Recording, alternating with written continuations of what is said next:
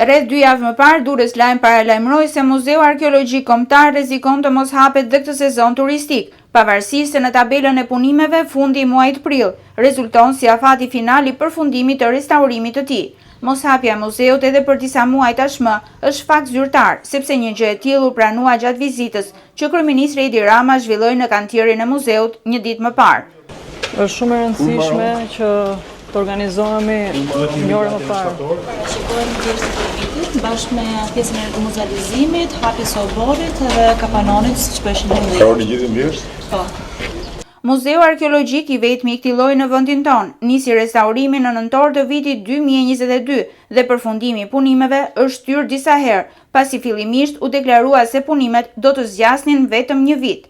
Sipas ministrit të Ekonomisë, Kulturës dhe Inovacionit Blendi Gonxhe, vonesat në përfundimin e punimeve të restaurimit janë shkaktuar prej strukturës së dëmtuar të godinës.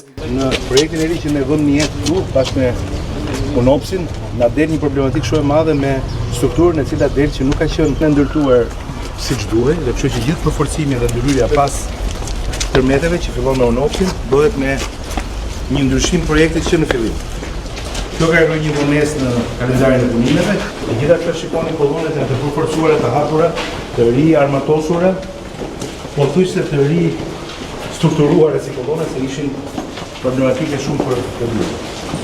Pas përfundimit të restaurimit që po kryhet në kuadër të programit EU for Culture, i financuar nga Bashkimi Evropian dhe i zbatuar nga UNOPS, do të duhen disa muaj të tjerë për të sistemuar në muze mbi 2000 artefakte të periudhave të ndryshme historike, duke parë vonesat e njëpasnjëshme që kanë shoqëruar punimet në muze, edhe afati shtator 2025 rrezikon të merret me rezerva.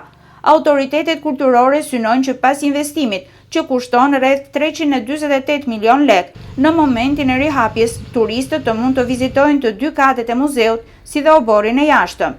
Mbyllja 3 vjeçare e Muzeut Arkeologjik Kombëtar u ka hequr turistëve të huaj por dhe vendas, mundësinë që të njihen nga afër me këtë aset mjaft të rëndësishëm të trashëgimisë kulturore të qytetit bregdetar.